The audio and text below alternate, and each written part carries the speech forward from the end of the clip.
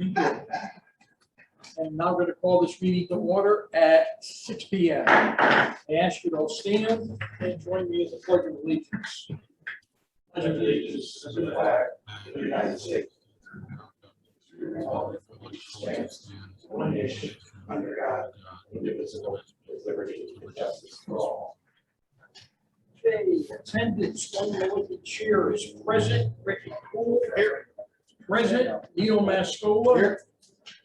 Eileen Bronco. Here. AJ. Siamo.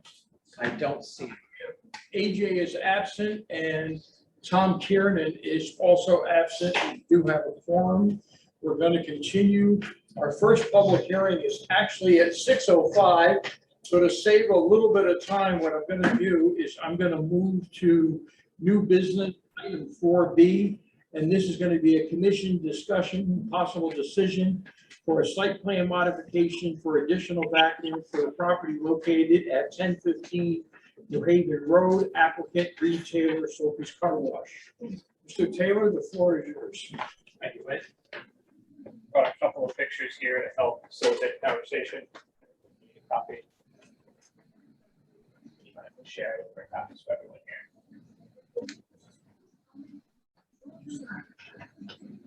Some pictures will be colored, but to get the point across. You just state your name and address. Yep. My name is Reed Taylor. It's at 1015 New Haven Road, Sophie's Car Wash. I'm the owner. And then just explain the project. Yeah. All right, so the goal here is to expand and replace what is a bit of an outdated vacuum technology. That's single silver canisters there. For those of you that have seen the location, we have 4 of them on site, and that allows 1 hose per parking spot, and the hose is not all that high powered. This would replace it with a centralized vacuum system, a little bit more modern. Each parking spot would have dual hoses, so 1 on either side. It increases the throughput in which customers can come through the location. If you've ever visited us on a busy Saturday, we tend to have all 4 spots pretty maxed out, and sometimes even cars kind of parking in funny places on the lot waiting for vacuums. So this should give us 6 spots instead of 4. And then again, 2 hoses per spot, 1 on either side, which will increase the throughput. You can see in the first photos, I think it's on slide 2, these are red overhead umbrella arches that look very visually appealing from the roadside. And they are powered by a central compressor, turbine and separator, which is also a fairly attractive piece of equipment. We would put that on a concrete pad at the end of the vacuums, kind of in that grass patch. And then on the final image, you can see I've kind of put a white box where that concrete pad would go, just to show you that it will not block the stop sign, taking that turn onto New Haven Road. It will not block visibility of cars being able to see traffic in both directions, pulling either out of the car wash or out of Weed Avenue onto New Haven Road.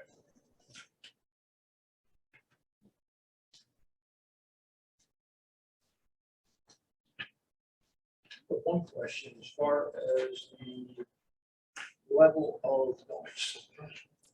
They tend As to compared actually to what you have now. they actually tend to be quieter because it's a centralized system that has some noise dampening technology in it. So the centralized systems are actually quieter than if you had all 4 of these silver vacuum canisters running. The rest of the commissioners remember that was one of the biggest concerns. You know, looking at this, with the car wash, with the one set of one building that was behind it, that was their biggest concern. That and the blowers. And like I said, they're saying it's going to be quieter, and it's actually farther away than the 2 existing. Take a look at the map. You can see the existing is actually like the 3rd and 4th bay.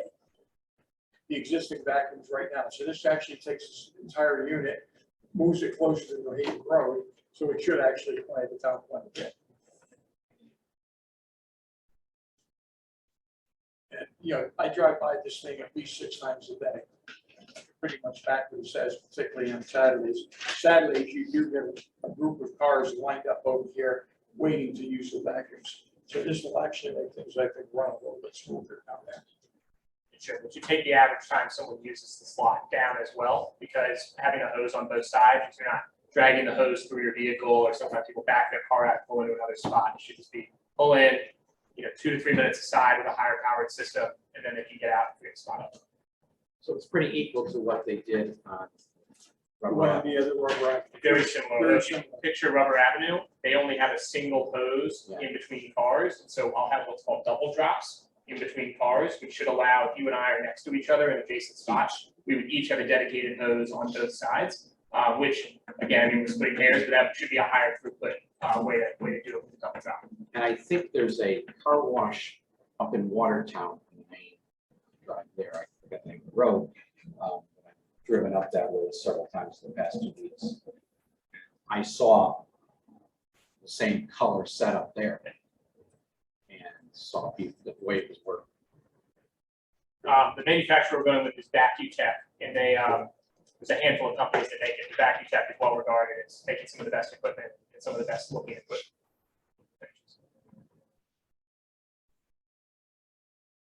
Any other questions?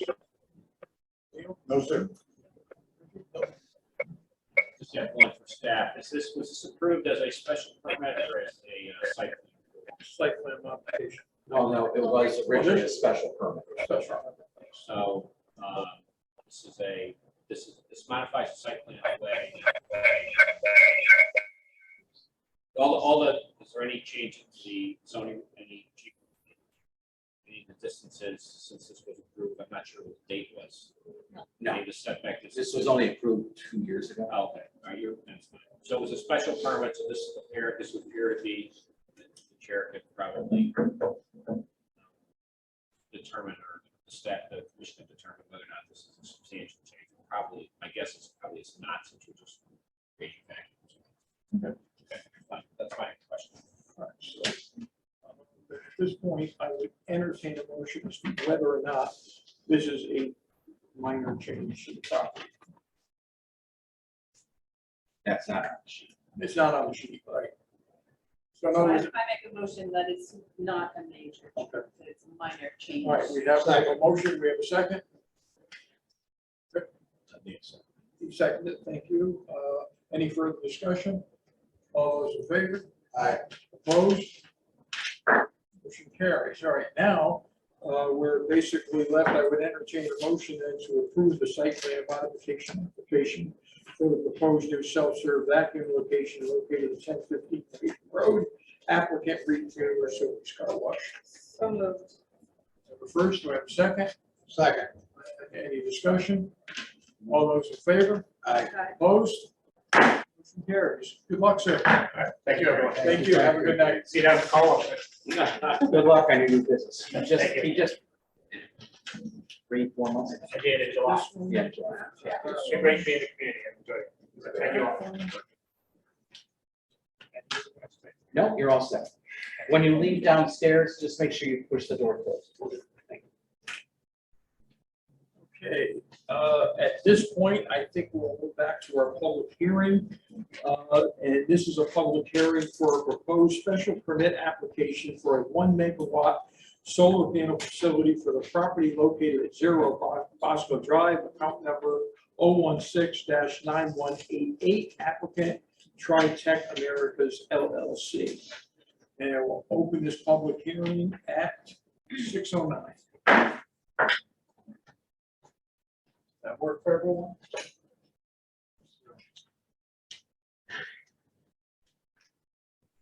Like I said, you did get a satellite image with the overlay on it. And they're going to be giving you some more information stuff tonight. Trash, because I need it.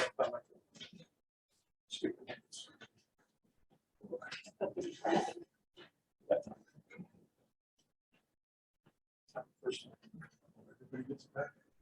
Of course.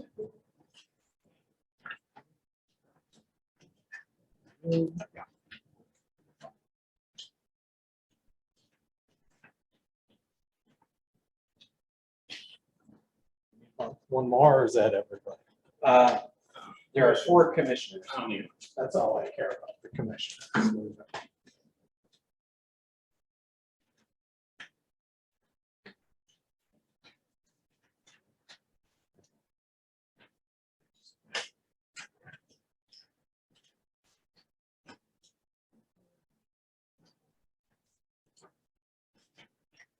Let's work at. Yes, it should be able to pick it up. All right. Good evening, everyone. For the record, my name is Chris Gagnon. I'm a professional engineer here in Connecticut. I work at BL Companies, 355 Research Parkway in Meriden, Connecticut. I'm here today representing the applicant, Tritech Americas LLC. And we are in front of you today with a just under 1 megawatt proposed solar array going in on the top of the hill of Zero Bosco Drive. And if you'll indulge me for a little bit as to jurisdictionally why we're here, I'd like to kind of get that on the record so we can kind of understand the process that we take to get here solar wise. So here in Connecticut, obviously we all know we pay our Eversource bill. So Eversource is the electric utility provider for the state in this area. And when you're proposing a solar project, what you do is you develop a concept plan and you say to Eversource, hey, I can give you power at this rate for this many years, plus or minus 10, 12, 15 cents a kilowatt hour, whatever the case may be. A number of projects get submitted to what we call the Eversource auction, and then Eversource makes a decision as to whether they would like to buy our power or not. This project was submitted into the Eversource auction in June, July. It was awarded, and now we need to go through the permitting process. So that's how we start with Eversource. So this project has been selected and approved by Eversource as a project that they will allow to interconnect into their system. Okay, so the next step is we need to get this permitted. As I'm sure you all are aware, there's a entity here in Connecticut, the Connecticut Siting Council. They oversee cell towers, they oversee things that'll be coming up more often now, fuel cells, they oversee solar developments, etc. They have a number of things that they have jurisdiction. However, for solar sites, we're only triggered to go see them if we're over 1 megawatt of power. So that because this site, the way it sets up, we're just under that 1 megawatt, we're left in, we have a fork in the road here. I can either still go through the Connecticut Siting Council, or we could approach the local commission and say, we'd like to get this approved locally. Due to the size of the site and our desire to work locally, we approached the town staff and said, hey, we have this project, please let us know the path which we need to take to get it approved through your commission. So since that time, I have gone through the Wetlands Commission. We have met with the Planning Commission, and we're still waiting on their final recommendation. And this opens our public hearing here in the zoning commission, so that that we can get through this local process. So just to add a little bit to that, there are some towns where they said, we don't want to deal with solar at all, even though you're under 1 megawatt, go to the Connecticut Siting Council anyway. So it is a possibility. However, you know, we want to have the town be as engaged as possible with these projects because the Connecticut Siting Council,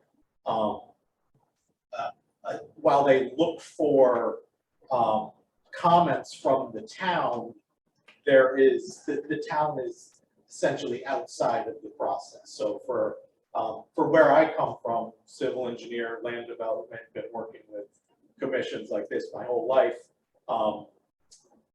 When we have the opportunity to be in front of this commission, rather than go around them, I think that it makes the most sense to be here in front of you. So that's what brings us here today. So that's kind of why I'm here today. So So what are we proposing for you? So currently, Bosco Drive is it's a street. The map has been filed with the town records. It is an official right of way. So it's an existing road, which goes up to the knob, the high point on the property. And at this high point on the property, we're proposing to construct a just under 1 megawatt solar array. And what this consists of are they're called single access tracking panels. So these panels will not be stationary panels. They're on an axis, and they follow the sun as the day goes on, and then at night they slowly bring themselves back, and morning comes and they repeat over again. So it allows us to be a little more efficient with a little smaller footprint by using that type of tracking panel. So then the infrastructure associated with these sites are obviously the panels. We are also showing the inverters, which takes the magic that the panels do inside them and converts it from the DC power to the AC power, trucks it through the conduit, and then we have an equipment pad here, which will then take it to an overhead line and down to the street. For this site, depending on the layout of the site, some of them we have a road that goes through the middle. For this site, we're proposing an access road that goes around the site, simple 12-foot wide gravel access road. And then the other important component of these sites is the stormwater management. So we are proposing 2 stormwater ponds on either side. This it's kind of a turtle's back type site, and so a drop of water here is going to end up in this pond, and this drop of water here ends up down in this pond. So it's really a very simple layout. It's not as, we don't have parking, we don't have handicap spaces, we don't have stormwater conveyance systems, we don't have sewer lines, we don't have water lines. So it's a fairly simple site layout. So that's what we have. And then another component jurisdictionally, which I should have mentioned before, due to the size of this development, we're just over that 5 acres of disturbance. So upon obtaining a local approval, we would then need to go to the DEP to obtain a general permit for stormwater discharge from construction activities. And why I mentioned that, the DEP has a section in their regulations which dictates how we analyze this site in terms of the stormwater management. So that that manual indicates that these solar panels themselves, we need to analyze them as if they were impervious areas. So so that's why you need to propose some stormwater basins on either side of it to mitigate the potential increase in stormwater runoff coming from the panels. A couple other things that I think are very important to mention with the documents in front of you, as a additional buffer, we are proposing some fairly significant plantings on just outside of the fence line. And these are types of evergreens that will get planted. I'm not a landscape architect, but you might be cringingly calling them evergreens, but as far as I'm concerned, they're evergreen plantings, so not deciduous trees. They're not going to lose their leaves, so they provide a vegetative buffer between the residential properties on either side of the site. And another important component with respect to landscaping, the ground cover proposed underneath the panels is a meadow type ground cover that will need, minimal maintenance in terms of mowing. But this is not going to be a big giant gravel pad like you would see at a substation or something like that. Speaking of substations, a question that we received a lot is security related to these sites.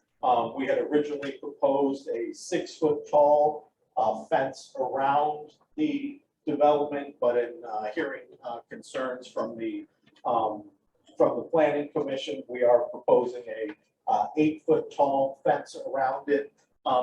Contemplated something a little more aggressive, barbed wire or something like that. As far as we're concerned, the visual of that, the benefits of adding that, it doesn't balance out how it's going to make it look like a penitentiary or something like that. So we're just going to propose a taller fence, an 8-foot tall fence, which is really tricky to get up and over. And we have the vegetated buffer as well to screen the development from the site. We have received comments from the town engineer. We have responded to these comments. These plans are revised to address those comments, things about the details, access road detail, some questions about the stormwater management. We've provided all that information. He hasn't seen it yet. It was only a week or so ago that we got the comments. So, but I knew we were just opening the hearing tonight because we still have that step with the planning commission. So I understand this is not an action meeting, but they let me get in front of you guys meeting and hear any questions or comments that you folks may have. We also received some comments from the public as well, which I have reviewed. Haven't had a time to provide any formal responses to that because we got those today. But I think at this point, I'd be happy to address any questions that you folks may have, and we can maybe get into the public comments if you would like. And I'm sure since it's a public hearing, we may throw it to them as well. And this thing pumps out some heat. So with that, I'd be happy to respond to any questions that anyone may have. Answer fine.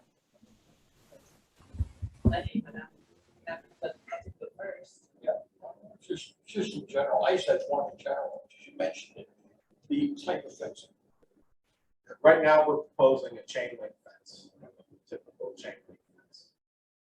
With some type of screening on the fence, like panels going in. I know that was discussed at one point.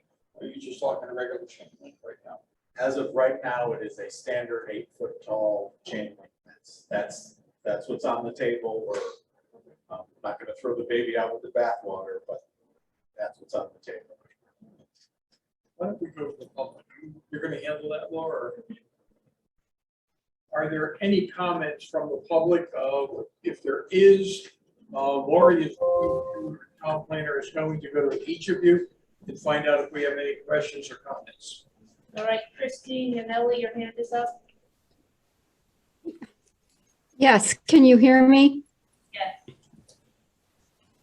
Okay, I'm just going to lower my hand.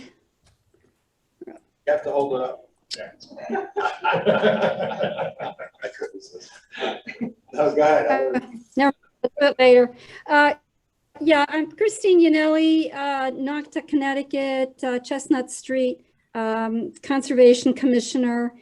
I've read this solar farm a couple of times in the paper, and I just thought I'd make some comments about green fields versus brown fields.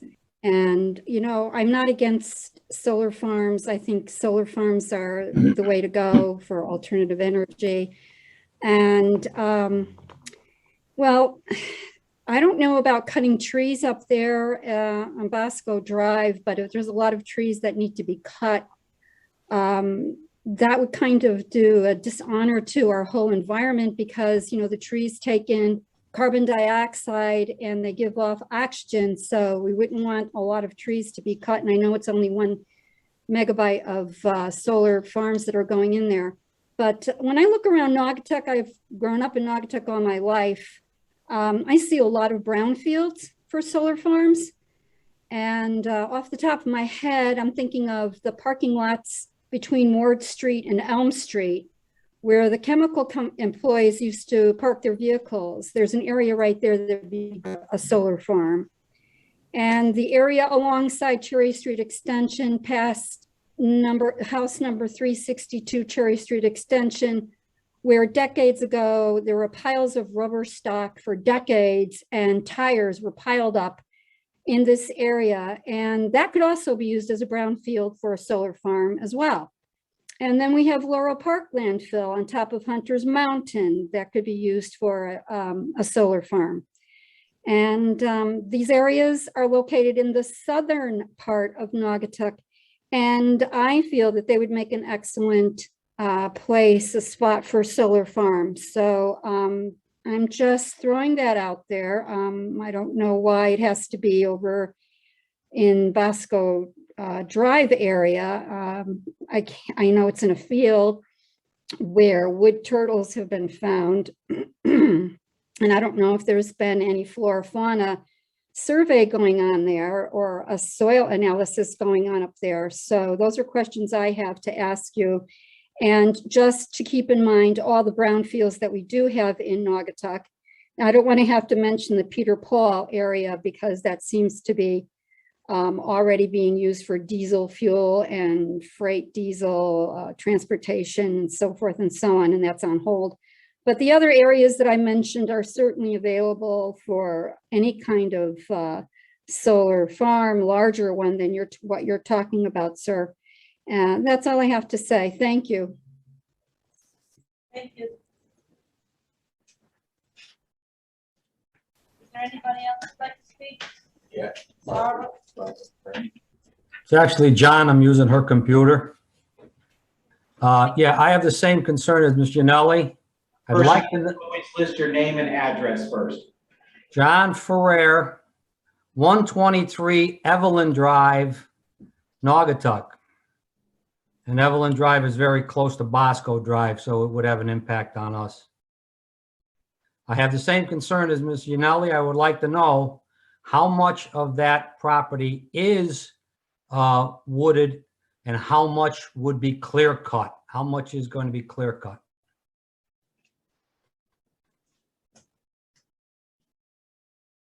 Can somebody answer that question?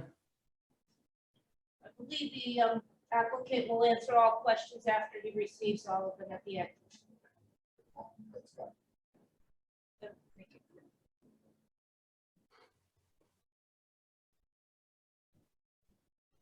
The applicant will answer questions at the end. He may Okay. not have the answers to everything, and he may bring answers back at our next meeting. Okay, well, I would like to get an answer to that. Thank you. Next, Scott. You could unmute.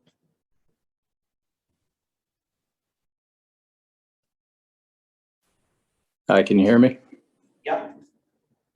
Hi, I'm Scott Fitzgerald. I'm at 54 Farmstead Lane. My property is almost adjacent to where this is being proposed. So one, I'm concerned with clearing the land up there. Second, we're on well water here. I'm concerned about ground contamination and what it's going to do to my property value. All right, we're in a rural area, and now we're proposing to drop in a commercial activity in my backyard. So I'd like to understand what that impact is, what guarantees we're going to have that, you know, in 5 years, I'm not going to have a problem with my well. that all, Scott? Yes, thank you. Thank you. Is there anybody else who'd like to speak? Michelle? Yes. My name is Anthony Oren, joined by my wife, Inga Oren. We live at 66 Farmstead Lane. Just to make it fully transparent, outside of our window right now, we're facing the wooded area that we're discussing. Our primary concern, and it's not so much a question, it's more of a comment, is that we believe due to this being residential zone, that this use of the land is not appropriate. And so without asking too many questions, we would like to respectfully inform the commission that as the property owners, the adjacent parties to this property, we have engaged counsel and also appropriate consultants to review the impact of this development on the surrounding sites. And would like to request the opportunity to present these findings at the next meeting, which I understand is sometime in November. Can you please confirm that there will be a second hearing, in fact, in November? And please provide us the date and time so we can notate that. Thank you. There will be this will be continued to next month at our meeting, which I believe is November 17th. So at the end of this hearing, we will continue it and set the time, which more than likely will be again 6:05 p.m. on November 17th. Thank you. Thank you. Before you go further, Wayne, I noticed that AJ is on Zoom, and you could recognize him in the meeting. I will at this point appoint AJ in place of Tom Kiernan. 6:32. Hello. 1 second. Michelle? You can speak now, you just have to, there you go. Okay, hi. My name's Michelle Gambasini. I live on 189 Graham Ridge Road in Naugatuck, and I'm very close to the property, not as close as others, but I think I'm downhill. And I also share the concern about the groundwater and our wells. And I know that we have, I have a list of a couple of things. I know that we have a lot of animals through our yard, and I'm really worried about the displacement of the deer and everything that we have. I'm concerned about the impact of the noise with the construction, and especially in maintenance. I'm not sure what, and even low noise, I don't know enough about this, I guess, to know what, I know that like power lines have a low hum, and I don't know if the solar panels would have some kind of low grade noise that we might hear. So that what's that environmental impact? And then the stormwater management, I guess it just goes along with the wells. I'm just concerned about that and our property values. And that's all I have. Thank you, Michelle. Is there anybody else who'd like to speak?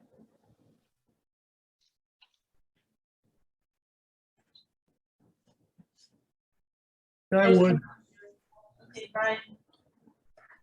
Yeah, my name is Brian Swiderski. I'm at 102 Graham Ridge Road. And I have the concerns that the other people who spoke do. One thing that, well, there's a lot of things. I'm worried about the groundwater, and that I know that these photovoltaic cells, they have lead, they have cadmium. Both of them are carcinogenic, and they can get into our wells. I'm worried about the disposal of solar panels after they've run through the useful life. You know, those contaminants could pollute the groundwater wherever they're disposed of. I don't know where that would be. There's the issue of the panels having electromagnetic like rays that come through that is a hazardous to human health. And has shown that it does decrease the longevity, of people there in their health. Also, well, some other experiences like Naugatuck High School had solar panels put into their roof. And I guess there was an issue with them. And, but then the solar company was bankrupt and there was no, I guess we had to get all new panels. So I don't know, of how stable that this company is. There's also, I have seen in the area eastern box turtles. I would like to, I don't want to see them be disrupted. Also, there's a quality of life issue with, we're used to seeing animals. I've got everything that come through my yard. I don't know how that's going to disrupt the animals, but we do enjoy seeing the wildlife. I've seen turkeys run across my yard. I've seen deer walking down the middle of the street.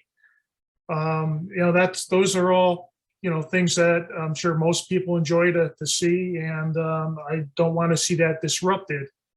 Also up in our area here, we're paying a lot in taxes. I just don't see where this fits into our neighborhood. We have a nice neighborhood here, and I think I agree with Christine that it probably should be looking at a brownfield to basically redo so that it's a useful area again, instead of messing with something that is all nice and natural and that everybody enjoys. I think that's everything that I have. Brian, anybody else?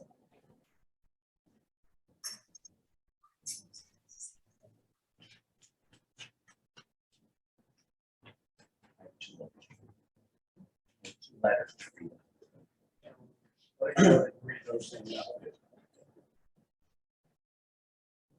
So I did receive 2 letters in regard to this. One of them, I believe, was emailed out to all the commissioners, so I will read that into the record. First one, dear zoning commission, as an adjacent property owner at 171 Ram Ridge Road to the proposed 1 megawatt solar panel power generation facility located at 0 Bosco Drive, my wife and I have some questions and concerns. Environmental concerns. Has an environmental impact study been done to evaluate the effects a 5-acre solar panel array facility would have to the land at the array site, wildlife, surrounding woodlands, and aquifer? Number 2, are there any threatened or endangered species of wildlife that uses this land as part of its habitat? For instance, we have owls in the backwoods, and I didn't realize the barn owl is endangered. Can't say if it's barn owls back there at night. Maybe DEEP specialists could take a look. Number 3, water drainage from the site. Clearly, the landscape will be disturbed and likely natural absorption into the soil at the summit of Lewis Hill will be altered. What impact will there be on the near surface water table that provides water for the vegetation and trees in the surrounding woodlands and ultimately the aquifer deeper down? Number 4 has the inevitable heat generated over the site from the panels absorbing and radiating heat into the ambient air been taken into account. With solar panel array sites, there is surprising temperature rise that can be hotter than a paved parking lot in the direct sunlight that will last into the overnight hours. Below is a publication in Nature that cites this empirical study done at a desert site, and there he had a link, but you did all receive that. Please note, photovoltaic cells are only 15 to 20% efficient. The rest of the solar radiation is wasted as heat either conducted into the ground via convection and radiation passed into the surrounding air.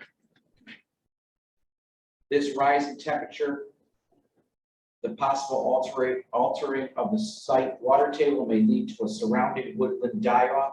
Has this been considered? Safety concerns. Currently, the site is a meadow and some woodlands. The risk of fire is predominantly due to a lightning strike.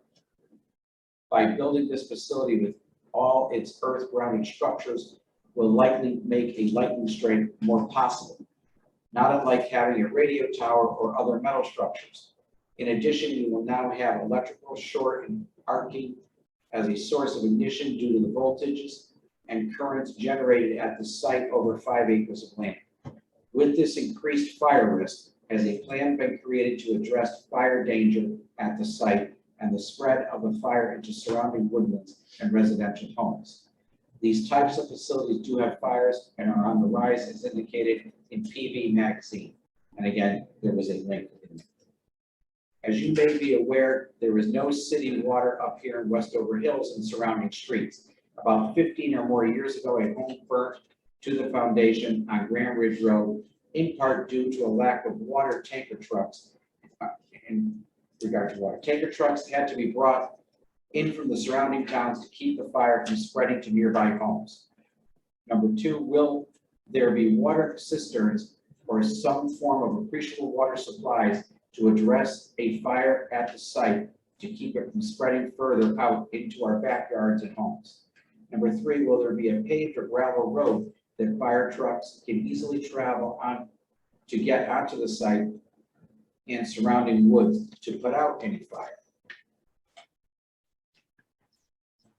Number four, will there be a reverse 911 service to inform neighbors that a fire has broken out at the facility? Number five, how will the transmission lines from the facility connect to the local Eversource grid be accomplished, i.e. underground or above ground? Number six, will there be a chain link fence with barbed wire like you see surrounding Eversource substations surrounding the site to keep trespassers out, especially children? While we can see how the leaser will benefit as well as the solar panel company and Eversource from having this 5-acre megawatt solar panel site built, how will Eversource customers and taxpayers in Naugatuck benefit from this or improve the quality of lives as well as our residential neighborhoods? Is the mixed use of residential and commercial industrial zoning being the new norm here in Naugatuck?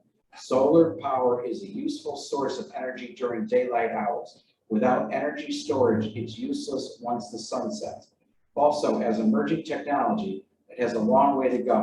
There are risks associated with installing and operating such power generation sites. All these risks need to be assessed and plans put in place for the safety of all before a green light is given to proceed with such a project.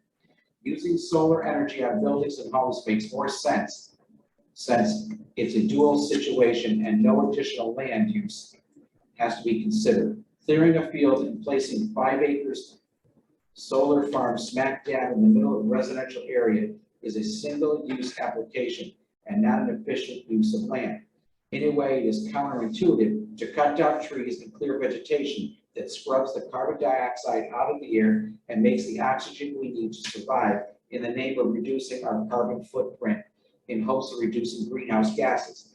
When considering green energy, you need to look at all the risks and benefits to make a just decision. The best choice is placing these structures onto buildings like we did at the high school and has done on the roofs of many factory buildings. My employer put a 2-megawatt system on the roof of the factory to cut energy costs, but they didn't cut down the wood surrounding the building to achieve that goal.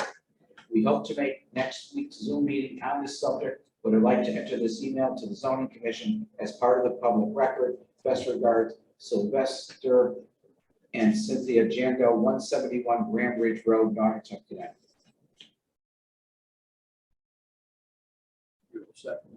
I have one more. And this is from the Heritage Benefit Consultants, Inc. Retirement Plan, owner of lot 26, Grand Ridge Road, Naugatuck, Connecticut. Dated October 20th, 2021, Zoning Commission, Borough of Naugatuck, Land Use 229 Church Street, Naugatuck, Connecticut, Solar Farm 0, Bosco Drive Special Permit Application.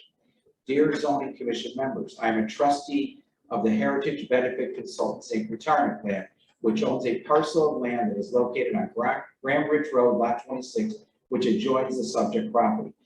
First, I want the commission to know that I have no objections to solar energy or other forms of alternative energy uses, but it must be done in the context of public safety, health, and welfare of the broader public interest.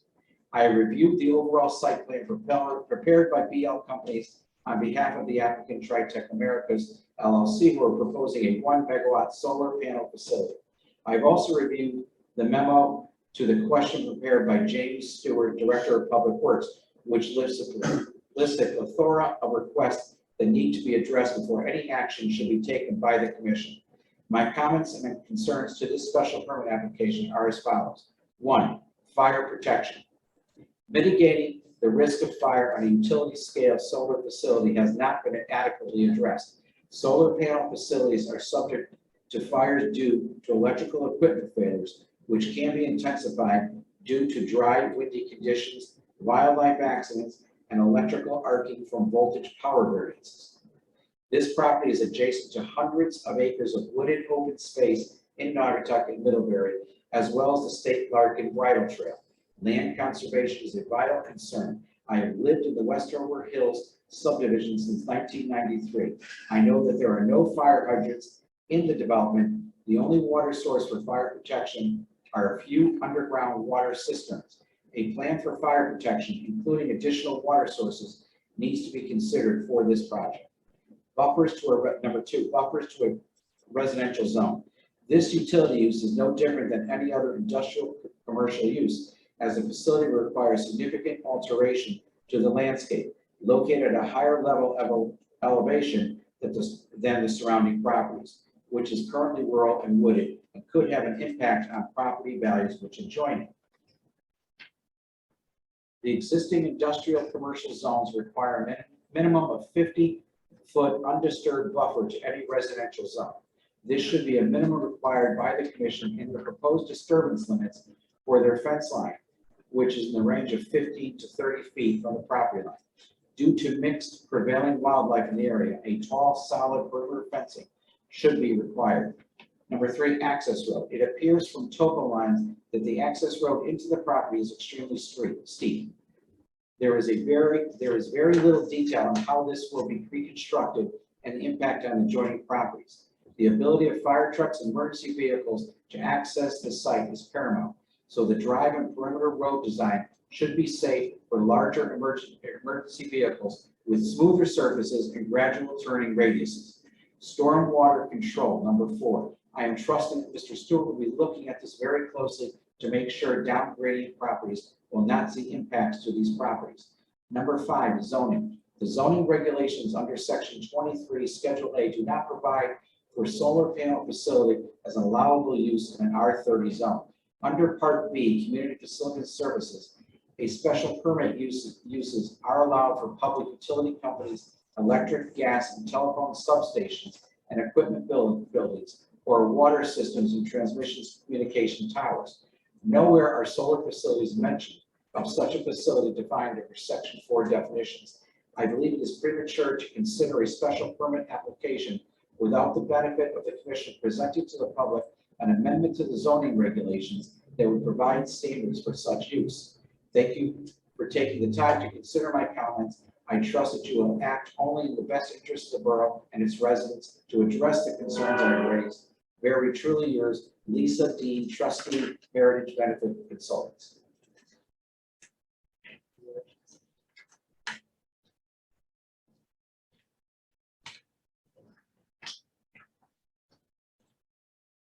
You're not ready to answer questions tonight, are you?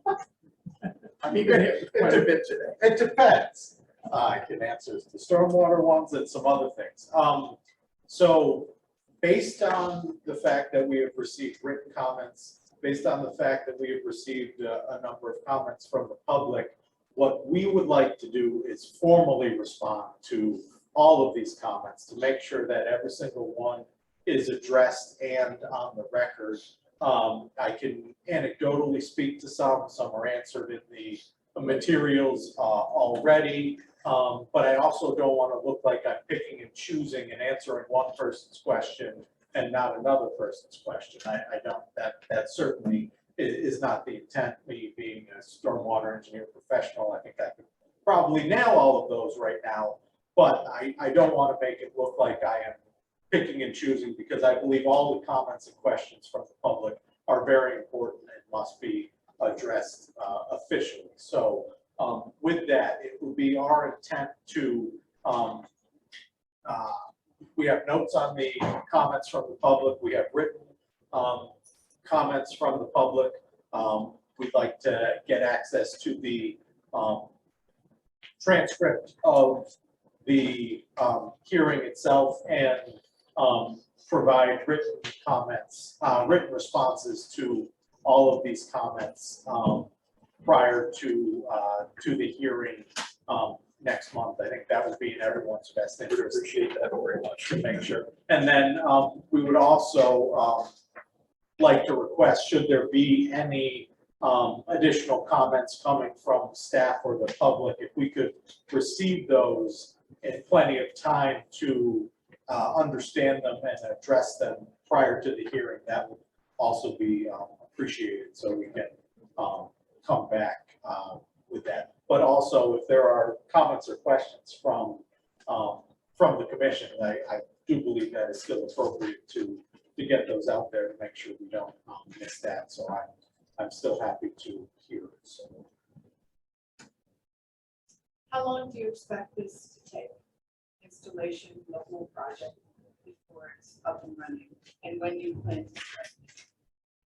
So the construction, based on working through the approval process, getting the general permit, finalizing the interconnection agreements, it would be, we're looking at end of first quarter next year, springtime next year, by the time everything is in place. And then it typically takes 6 to 8 months to construct again. It's not super complicated.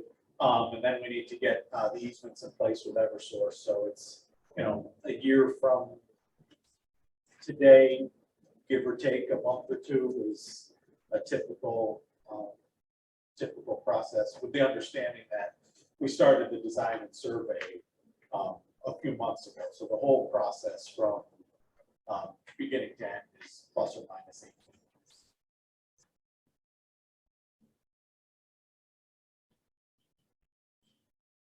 months. Anything else? Motion. How much noise does these generate? They're essentially silent. Obviously there is the moving parts, but it's not the grinding of gears or. So anything what's like the that. difference from like my neighbor's house that he has, and I'm close to it, and I hear the humming? Not sure. I don't know what system your neighbor has on there, but I guess my concern for the public is what is the noise level going to be? There's got to be some noise coming from somewhere. yeah, Right. and just like with a warehouse project, when we can figure out what the impact of the noise is at a certain distance away, we can provide that information. That's a legitimate question for sure. No, that was just about that there's got to be a manufacturer specification associated with the units themselves, so it should be computed as to what the decimal level is. Certain distances away from the site, that should be done. Right, the second point I wanted to make is there was a comment about the applicant being removed. There was a solar array approval for the entire lot. I'm not sure who was on the commission. Yep. There was a solar array approved. Cherry Street extension. And I can't remember if it was Unoil at the time. Sure. Oh, Maybe yeah, Ventura. Might be I remember. Ventura. Yep. So there, just so that the applicant may not know, but because that was one of the questions why I wanted to go there. There was an approval on that site 8 years ago. Yeah, Eight. I remember that. It has expired and it was not done. But the applicant, that's something the applicant may not know. I certainly was unaware of that, and as a general comment with respect to brownfields, Eversource certainly takes that into consideration. I know, the commenter mentioned, the landfill, things like that. That is, it is certainly part of Eversource's decision-making process, but it is not the only thing that they consider, and greenfields are indeed allowed, but brownfields are, it's a very accurate statement, and they are part of the process.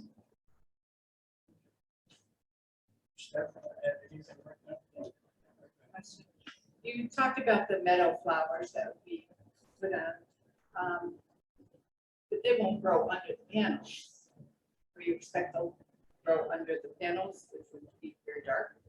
Yeah, so these panels move, so it's, it is not completely shaded underneath it the whole time.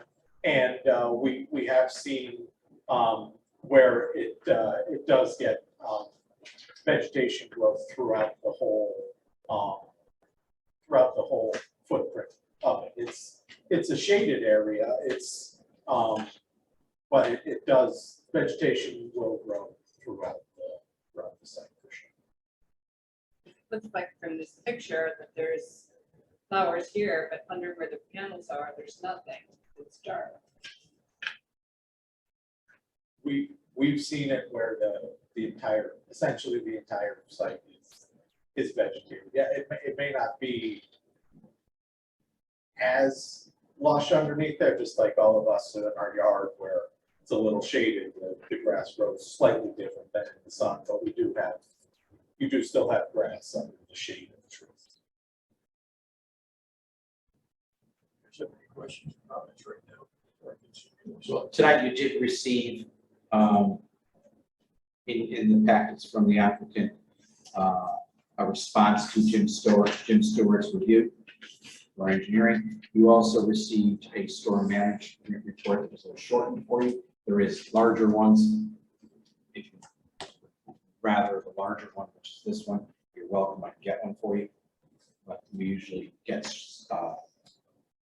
summary ones for you. So that's been provided to you also.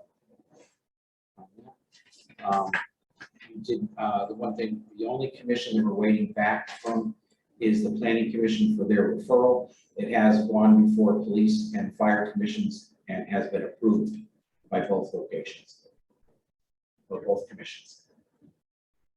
As far as this information, I would just assume give us a chance to absorb that over the next month, because you're going to work on your questions. So with that being said, what I'd like to do is continue this hearing to November 17th at 6:05 p.m. Thank you all for tonight. Excellent. Thank you very much. Thank you to the public for your comments. Thank you to town staff for all the collaboration, and thanks to the commission for taking the time tonight. We'll look forward to getting you answers on everything and seeing you next month. Thank you. See you in a month. Yeah, the extras that we need to give. We do have a second public hearing, but I think I'm going to skip over that for a moment. And what I'd like to do is I would actually, at this point, accept a motion to approve the minutes of the meeting dated 7/15/2021. I wish that I had a correction. Okay, correction? The regular meeting minutes that state August 18th. Oh, at the top.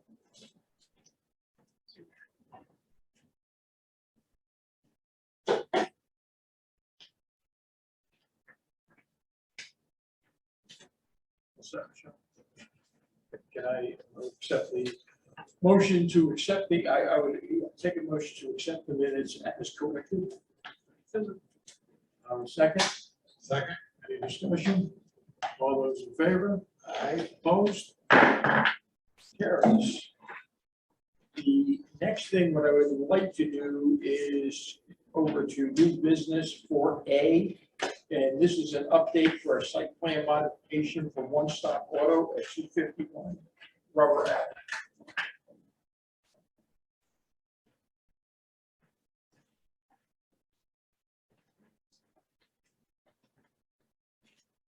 Good evening, sir.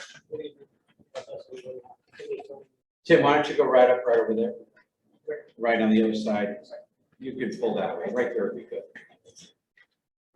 So my name is Tim Marcus, 253 Crossroads, Waterbury, Connecticut. Property owner of 251 Rubber Avenue. I'm sorry, could you ask him to get a little closer to the microphone? It's really hard to hear him. Can't hear him. What can we? Actually, if you use Neil's mic there. So, sorry, You can step right up to it. I'm Tim from, I live at 253 Floss Road, Waterbury, Connecticut, and I'm the property owner of 251 Rubber Avenue. And I'm here to give an update of site plan modification. We ran into some trouble due to the COVID with materials and supplies. Originally, we were gonna go with a plastic, a vinyl fence. Turns out we had this thing ordered for months and they were just not giving me an update of when I would actually have it. So I ended up having to change it to a chain link style fence, which we. And chain link was what you had there before. We did have a chain link there before, yes. The difference was that was 6, this one's 8. What I did get was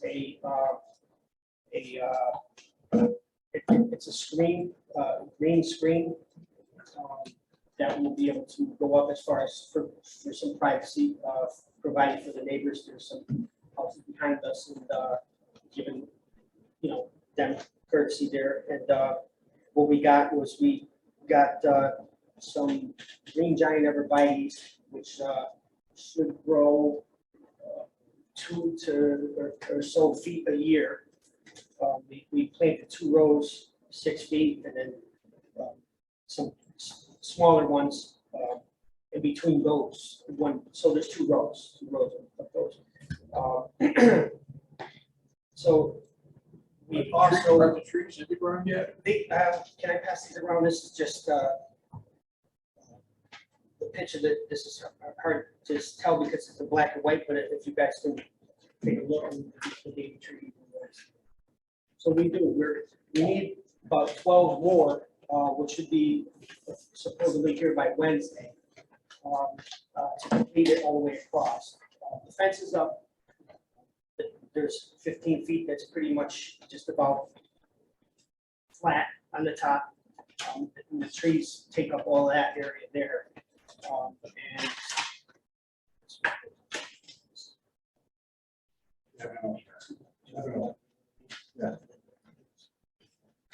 So have you put the screening up yet on the fence? The screen is not, and the other thing that I wanted to ask the person of the commission was we originally talked about putting grass up there. And the reason was because my landlord wanted me out at the other place, so we were gonna just throw something at it, stabilize this thing, and try to concentrate on putting up the paint.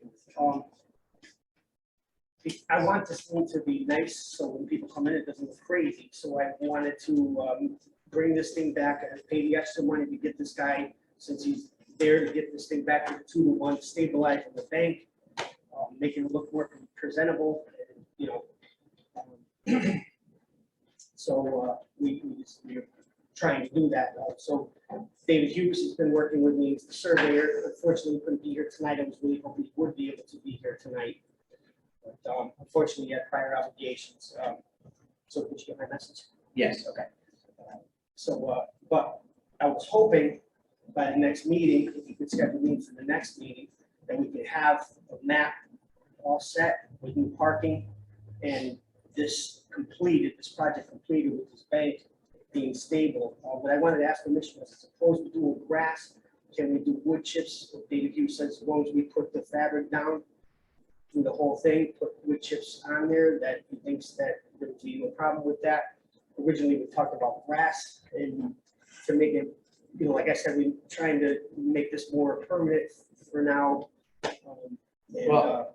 So what you're asking is the landscape buffer area, you want to put wood chips there. Yes, yeah, as opposed to grass. And I did provide you guys with a smaller version of the print. So you can see there's a 40-foot buffer area there at the top. My concern is that I saw drainage pipes up there that are not on the plans. Right, so. So This is. where did already- that come from? David Hughes, the surveyor, he did go up there, they did say that temporary drainage will definitely help stabilize this bank, which he will be putting on a map. He actually talked about more than one of them, but right now, what we did on the very top of BC was gravel up there for the original, right by the fence, to try to stabilize some of that bank to be getting soaking wet, because water, there actually was a pipe running through, it was like a clay pipe or something, an old one there, that was damaged, and Well, my question is why was the pipe put in already by you guys? When I went there and I see that it's done. And why didn't you come to us before to let us know what you want to do there? like, I mean, we have no idea what size the pipe is, what it's connecting to, where it's going to. Maybe Jim can answer more to that, but we, But as a those are right- things we brought up to you, that if you're going to be changing, you've got to. We've asked you in the past to stop doing things without coming to us. Right, well, like I said, it's like conversation with David Hughes was saying, whatever we're doing now, it's gonna be considered temporary. This will stabilize and help all this be put in place, and then he was gonna be revising this map with everything more permanent, you know, eventually, of course, down the bottom, we're gonna have new drains and stuff like that, you know, but we're not even close to there yet. But, So you're suggesting that you're going to stop your work right now as is, because you have to come back to us with a plan to show us what you want to do. well, So you're going to be on hold. no, what I'm trying to say, we're gonna finish what we started, you know, finish the rest of the trees, and if it's okay to put wood chips as opposed to grass, then, you know, with this, you know, the excavator finishing the 2-to-1 pitch, which makes the bank stable, then before hopefully that satisfies the concerns, and then we can talk about phase 3 or maybe phase 2, because I think I have to 1 and 3, and then 2 is gonna be the future. If I'm on the same page. hopefully. Well, I understand what you're saying, but personally, I don't think any of us are qualified to sit there and say that wood chips are going to stabilize it as much as grass is going to stabilize it. And it would have been very helpful if you had your engineer here to explain that to us. Right, I And did. you're ask- saying that the pipes are temporary. Are you saying they're temporary and you're going to take them out? Or they're temporary because they're not on your plan yet? Once again, like I said, I was really hoping David could be here to give you better, but he did say that don't worry about it. Give him an update on what we got so far, and then next month, hopefully he will be here and be able to. To answer your question, could you put wood chips in place of the grass? I'd be leaning towards no. You can certainly put that to a vote if you like. But I have no idea if wood chips are equal to what the grass is gonna do.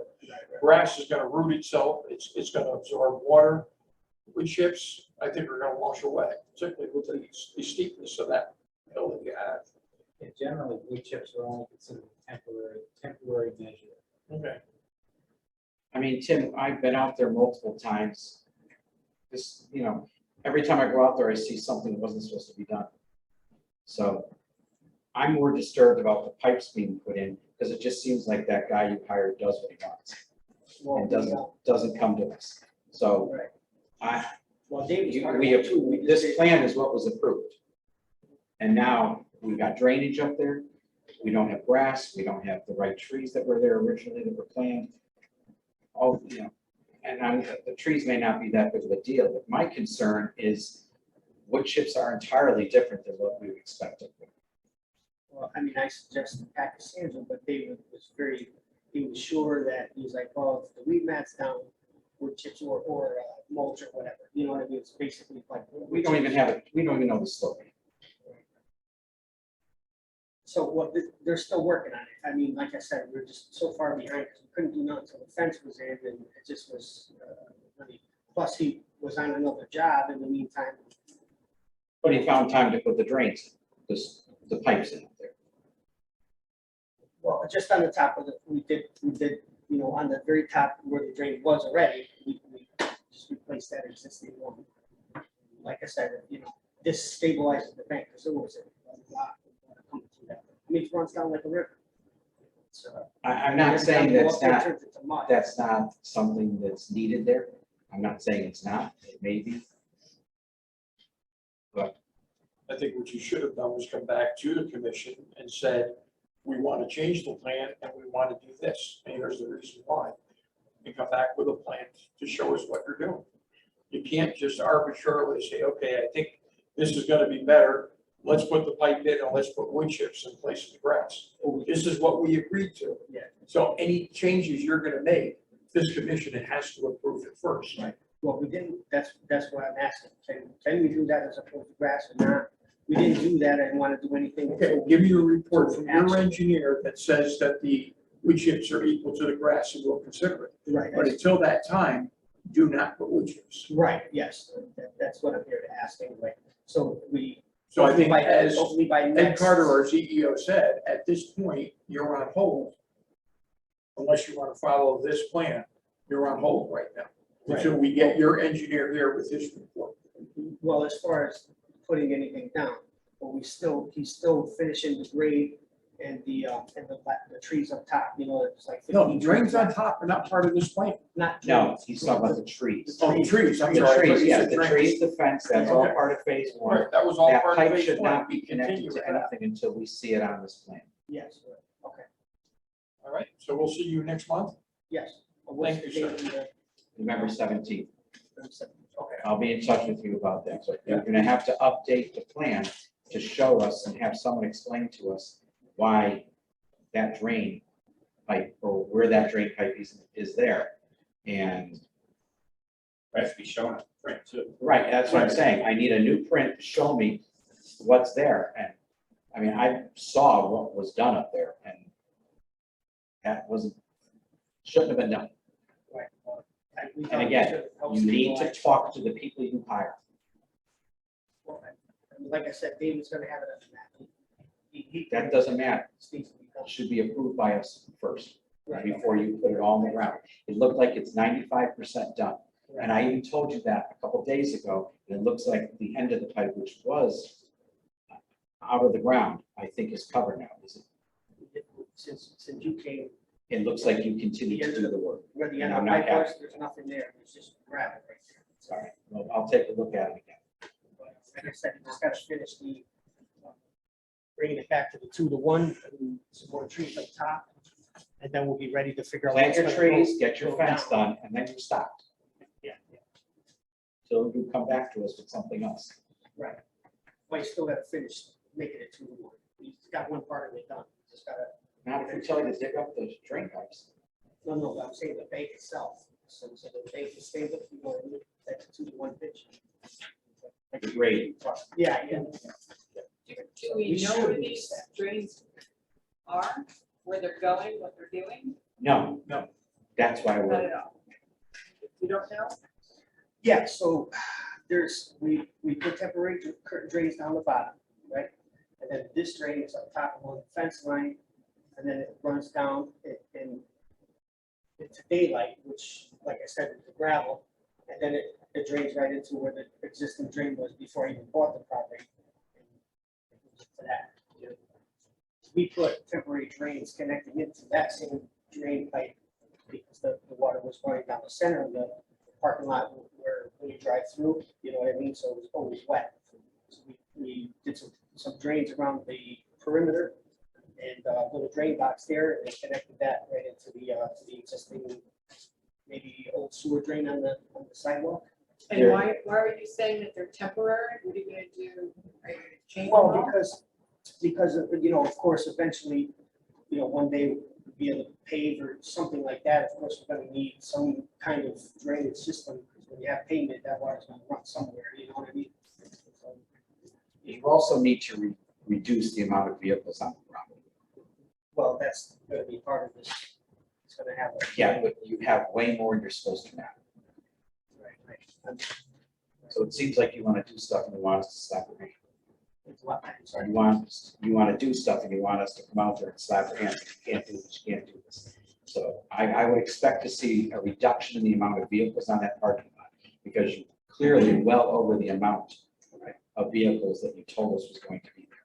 This project is vastly every resource I have, I'm just trying to hold up to be able to pay for all that plus all this at the same time. It's hard, you know what I mean? I understand.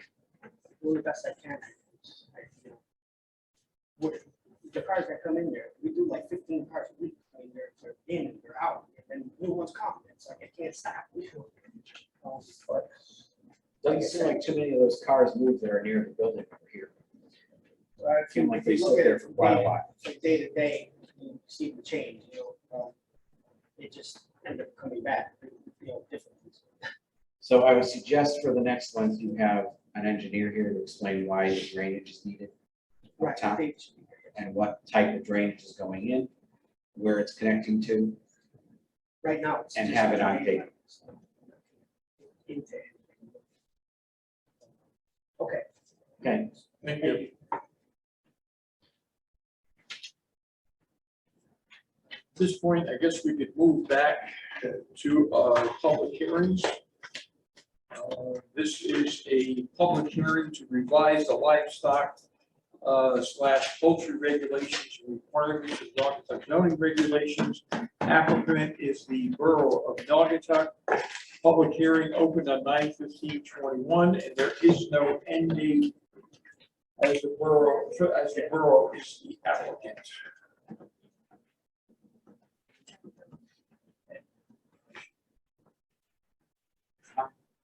So, I have to listen to the tapes.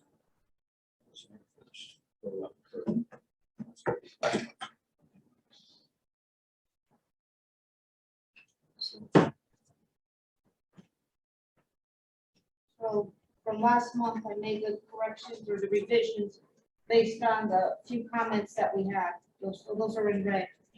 One of the things that was confusing was mixed use, not allowed on mixed use, which was already stated in the first paragraph. So that's why I have this highlighted wording was already in regulations. I removed it from the last page under lot size. There was another comment on number 2 as to provide the neighboring property the ability not to view the enclosure. I added that. And then the second page where it says lot size and number of backyards, poultry or rabbits for residential zone only was added. And then the first one, Rocky asked that I put in with a lot size under 25,000 square feet for 4 hens or less. And then the others I just removed on residential property excluding mixed use.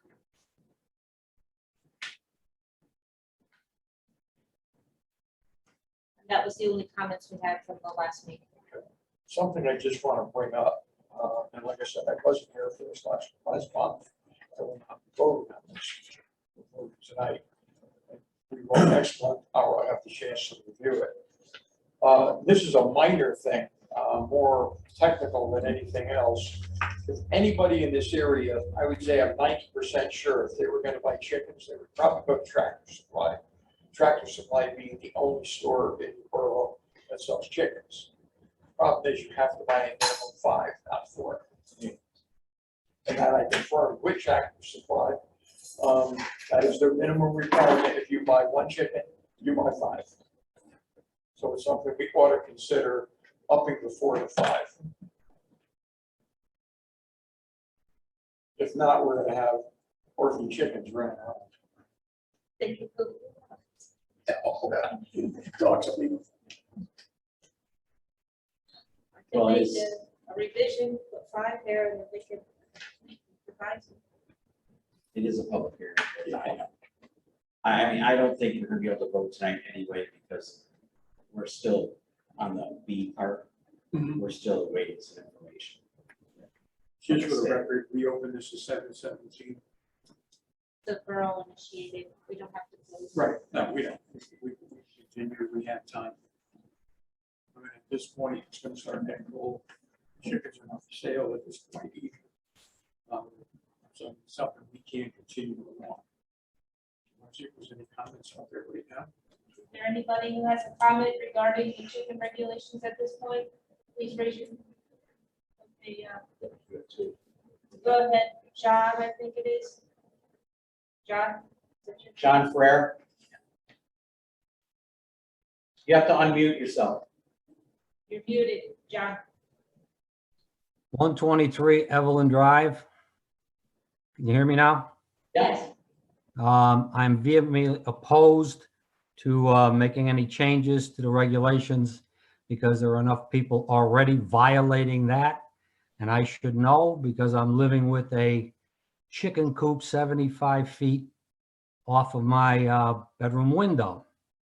And I've been living with that for a little while now, even though I've informed my neighbor that they are in violation of zoning codes, which has forced me to spend several $1000s to put in an air conditioning system so that I can keep my windows closed so that I don't hear these wonderfully silent chickens when they're, I don't know, laying eggs or being attacked by some prey around their coop and making substantial noise bothering me and my wife.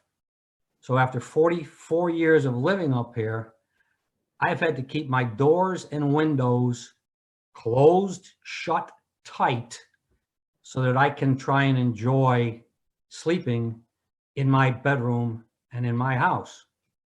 They are not quiet. And also, when the wind picks up and comes in the right direction, they stink. Okay? If anybody wants to come in my house next summer, I will shut off the air conditioner and I'll let you come in and you can sniff and you can hear. Okay? All these regulations you think you're going to put into place, they're not going to be followed through with. We've already got one set of illegal chickens. We have some new people moved in, and they've already got their illegal chicken coop set up down the street. So they don't care. They don't look at the regulations. They just do what they want, and they will continue to do what they want regardless. And the regulation will not be enforced. They simply won't be enforced. I've lived up here for 44 years. I've had 4 different neighbors in that house. I don't need a war with the neighbor. I called to see if I could complain about that anonymously, and I was told by someone in the office there, no, that my neighbor would know where the complaint was coming from. I don't need that kind of a situation in the twilight years of my life here in Naugatuck. I just don't need that. What I want to see is the current regulations being enforced, not weakened. Because just because people are violating it in mass, we're gonna change it. We're gonna have kids raising chickens in condominium complexes. I am vehemently opposed to it. Just because a lot of people are violating it doesn't mean that we have to be changing the rules. We need to enforce them. Because if you're going to do that, then the setback situations with storage units, nobody enforces that either. So the more people that violate that, we'll go and change that too. Why not? No. I am, as I said, I am vehemently opposed. I'm living through it. I'm living with the consequences of it. It has cost me money and substantial inconvenience. And that's all I have to say. Thank you, John. Is there anybody else who would like to speak? Unmuted. Hello, Can you state your name and address for the record, please? can you hear me? Yes, MGS. Okay, my name is Joyce Smith. I own a multifamily home on 11 Wood Street in Naugatuck. I've had the home for about 30 years. At one point, it was a really nice neighborhood. It's gotten to the point where 7 Wood Street has chickens, 3 chickens and a duck. The coop is within probably 10 feet of my fence with the door that opens up toward my property. I love animals. I love poultry, livestock, domestic animals, whatever. But when my tenants are calling me up, telling me that there's rats, very large rats, crawling under my fence into my yard, that's a problem. Ed, I know you're aware that we have an issue going on here. You've looked into it, whatever, but it's not moving quick enough. Chickens themselves don't attract rats, but their feed and their droppings and their eggs do attract rats. Okay, so what am I going to have to do? Get an exterminator to keep the rats off of my property and out of my tenants' apartments? Not acceptable. I talk to you, you tell me I have to call the health department. I call the health department, they say zoning isn't doing anything. They're not going along, they're just letting it happen, so we can't do anything. So I've gotten the major runaround. You allow more people in town to have chickens, and what's going to happen? I want the answer to that one. I agree with the previous gentleman too. It's a nuisance. If you have 3 acres, I believe it's what, 3 acres now? Yes. To have chickens? Yes. Okay. I live in Prospect. I have 5 properties in Naugatuck that I own. I'm not a slumlord, I'm a landlord. I take really good care of my properties. But when I see stuff like this, when my tenants tell me their teenagers are coming home with at night after work, and there's a huge rat sitting at the bottom of the stairs, that's a problem. Huge problem. What do? You're just going to add more chickens to the town, and the problem isn't going to get solved. I'm to the point, quite honestly, if this continues, I'm going to do legal action or go to media. I've had it up to my eyeballs with it. I don't even know what else to say. It's just adding, you're just going to be adding to a problem that you're not going to be able to control. You can't control what you got now. If you're going to lower the amount of acreage or whatever, 3 acres, okay, that's a big lot. I have an acre of property that I live on. Could I have chickens? Yeah, I could probably get them where it wouldn't bother the neighbors. But under an acre of property, no way. You're talking allowing multifamily homes to have livestock and chickens and whatever? Not acceptable. So what I'm asking is the commission seriously think about this, because it's not just, as the first gentleman said, it's not just a noise and a smell and whatever. It is a true health hazard. Look up what diseases rodents like rats carry. I really have nothing else to say. I'm just asking the commission to please, please think seriously about changing the current rules. What's Wood Street? Over in Union City, the Here. side of Cumberland Farms. Off of North Main Street, Oh, okay. and I think there was one more person, Debbie. Hey, Debbie. Debbie, you can speak, you just need to mute.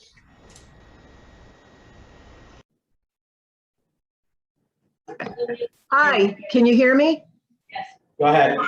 Okay, great. Hi, Debbie Levesque here. My husband Pete here too, 204 East Waterbury Road in Naugatuck. Our issue is with beekeeping. We have a neighbor who started beekeeping. We supported it with 4 or 5 hives. Our problem now is the large quantity of bees 15 feet from our property line. We have 30 plus hives and a 200 square foot beehive with thousands of bees, literally. So this is the problem that was caused. This summer, I've repeatedly had to request my neighbor not smoke and stir up his beehives on weekends. This agitates the bees. If I'm having visitors, I have to request ahead of time that he not do this so that I could have company over. I should not have to ask permission to use my own property. And he disregards it anyway. He smoked them anyway. While sitting on my front porch, I've had bees fly and get stuck in my hair. This is terrifying, to have bees stuck in the back of your hair buzzing and you can't get them out of your hair. While sitting in our backyard, we have a pool. The bees are attracted to pools and chlorine to the point of obstructing our use of our pool. They congregate on the pool ladder in clumps of 20 or 30 bees per rung, so you can't get into the pool. I have agitated bees with their stingers up on the water. We have dead bees in our filter, dead bees in the pool. I have to skim the pool constantly while I'm in the pool to get rid of the bees. So there's no enjoyment of our pool or our yard. My beekeeper, his family can't even use their own pool because there's so many bees. I've purchased lavender plants. I've put dryer sheets around. I've tried. It's just outrageous. I've been stung at least twice removing bees from my pool and yard. I cannot enjoy sitting in my yard, have a drink of iced tea, read a book without bees landing on me, being in my drink. If I'm grilling for dinner, there's bees hovering around me. They followed me into the house. I have family and friends who have to carry EpiPens. They do not feel comfortable. Why would they? Also, what would this do to my property value? Who wants to move in next to thousands of bees? No one that I know of, okay? The beehive should be placed in a quiet corner of someone's property. Not next to where other people are walking and prohibiting people from enjoying their own property. The property I'm speaking of is about an acre. This is vastly too many beehives to have for an acre. I know the state says what, maybe 6 or 7 beehives for an acre. That would probably be fine, again, at a quiet corner. But I'm thinking even like 2 acres to have unlimited bees, no way in a suburban area. Plus there's the issue of who's inspecting these hives. They're not being inspected. They have not been inspected. You've got the food issues of the honey that's being produced. You've got disease questions. And again, the number of hives is just so extensive. I did send in paperwork to Mr. Carter. I do have a picture here that I also sent in just to give you a look at how many hives. Okay, this is just some of them. This is 15 feet away from me. And then that's not enough. We have more here. It's really excessive. So besides affecting our quality of life, which we have none because we can't use our own yard in the height of the spring or summer season because of the interference of so many bees, nor can we have people over who don't feel comfortable.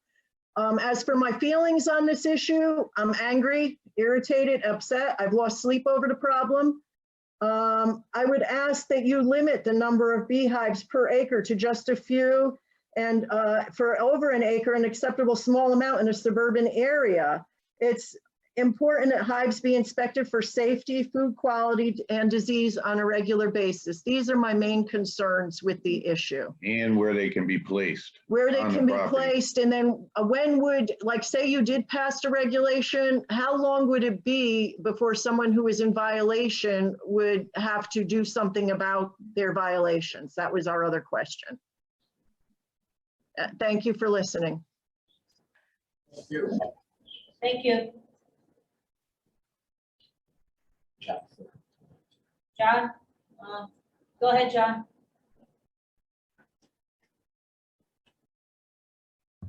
May I be allowed to make one more comment with regard to chickens?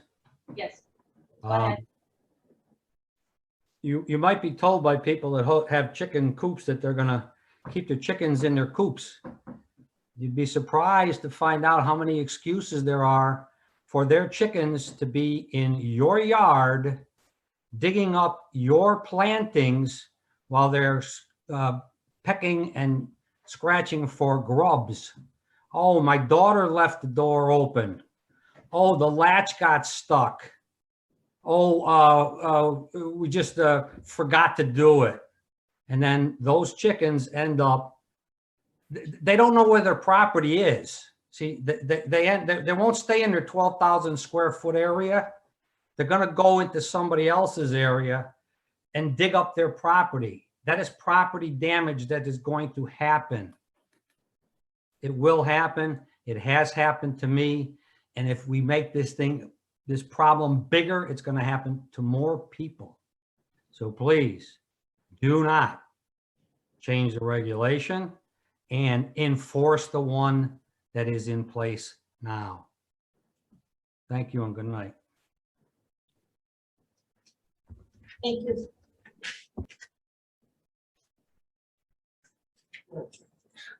Obviously, being an engineer doesn't make me an expert on chickens, but I've raised them for 10 years. And I looked at this fairly quickly. I would say that they do make a good amount, the hens will make a good amount of noise when they're laying. Rats are a problem you end up dealing with. I've had in the past, I've had problems with rats. They do like to travel. If you let them out, boy, they will cross that road, and you wonder why are they doing that. So they will travel if they're let out. As far as the smell, yeah, if you're within 10 feet in a hot summer day, you can probably smell them. I think that having a coop 5 or 10 feet away from the property line, I think is probably too close. This is my mind, which is what you're allowing a fence 5 feet from the property line and the coop 10 feet from the property line. I think that's probably, in my opinion, that's too close. Because you're required to get further from the house that's having it than it is from the property line when they, so. And then you make a comment at the end of these, farms shall have no limit to the number of poultry or rabbits that may be kept. I don't know whether that's appropriate there. I don't know. Look to Ned to say whether that's a. Yeah, I mean, would you say that, do you say now that there's no limit? I mean, you may want to have a limit someday. I don't know. Thank you, sir. Any comments from our commissioners? No, sir. Anything you want to add at this point? Who's our chicken enforcer? Just check. I couldn't. I mean, right now, any violation does fall under the CEO.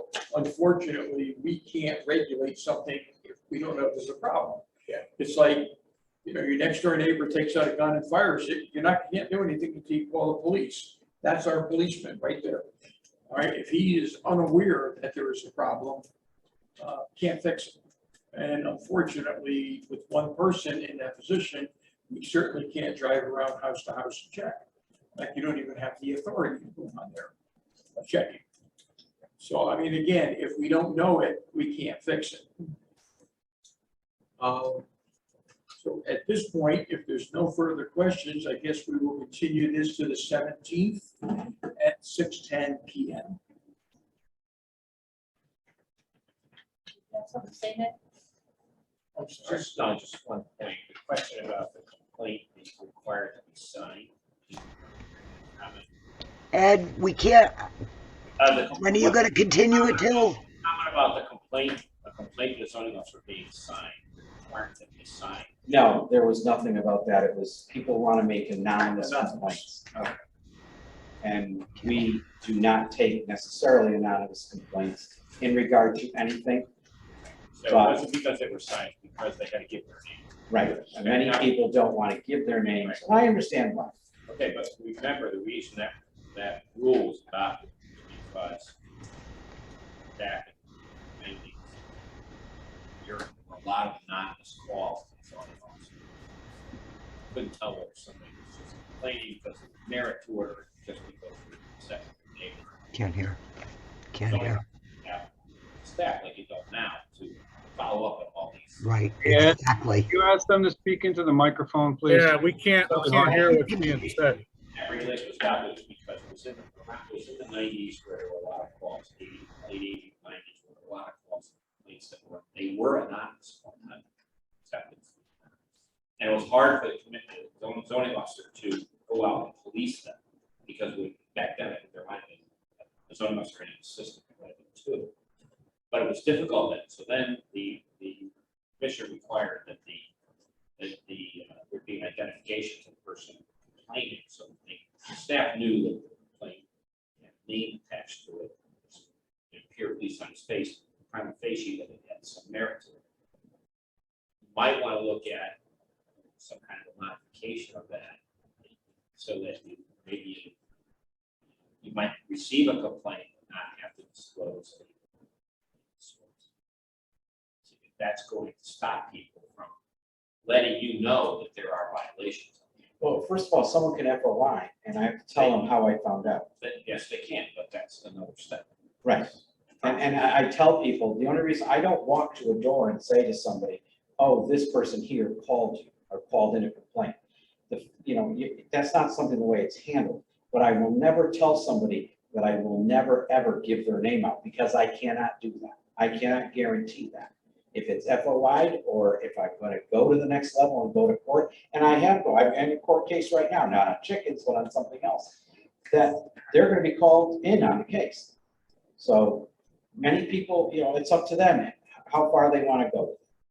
Well, I think that the point I'm making is that in order for you to be aware of something, someone has to give their name. That's the current process. Yes. Okay. So following what the chairman mentioned was that you can't enforce something you don't know about, right? So obviously, I don't think that's necessarily the issue that I don't know about it. Yes, I get 40 to 50 complaints a week in general. I'm one person, I'm trying to get out there to do it. I'm seriously considering that this is something I want to continue to do, because I'm getting very frustrated with complaints. So it's not the fact that you don't feel that you're not being informed. No, I'm being You feel that informed, there's I too just many. can't get everywhere all the time. If the issue was the identification of someone, and you felt that you didn't know about a lot of these issues, then I was going to recommend there could be a modification to that process, but if No. you're saying it. That's the least of it. Okay, that's your least of your concerns.